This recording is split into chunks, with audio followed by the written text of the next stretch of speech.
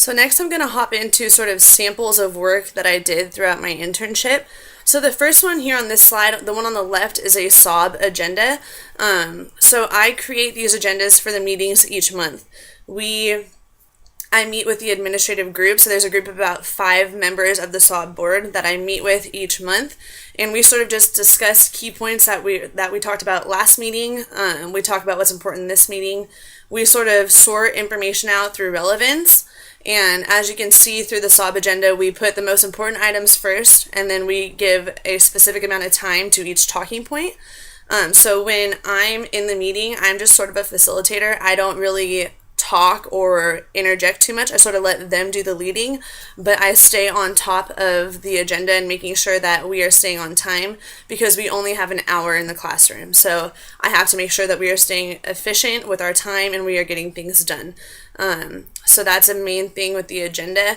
Also with SOB, I would order the sandwiches for them for every meeting. I would email someone in the office, he would order them, I would go pick them up every day before the meeting. I would run all the copies off so everyone had an agenda.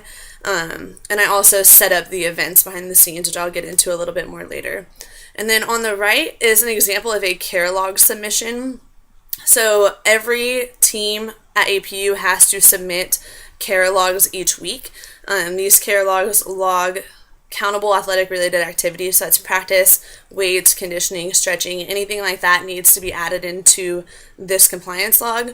If you are in season, you have 20 hours a week to practice any athletic related activity. If you are out of season, you only have 8 hours, and you always have to have a day off. So when I started working with Callie, she started letting me go into the compliance side of Jump Forward, and I would go through and review each care log to make sure that coaches were following the protocol, that if they were out of season, they were only practicing for 8 hours. If they were in season, they were staying under their 20 hours.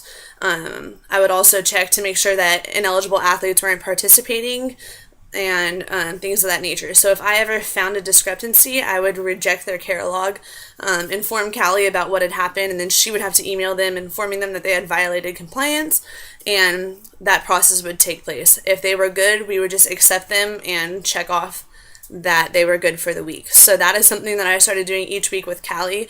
It was a very tedious, time-consuming task. It took a long time to do, but it also really helped me. So what I learned from both these internships is that they sort of relate to one another. So the more that I learned through compliance, the more I was able to stay on top of my job as an assistant softball coach.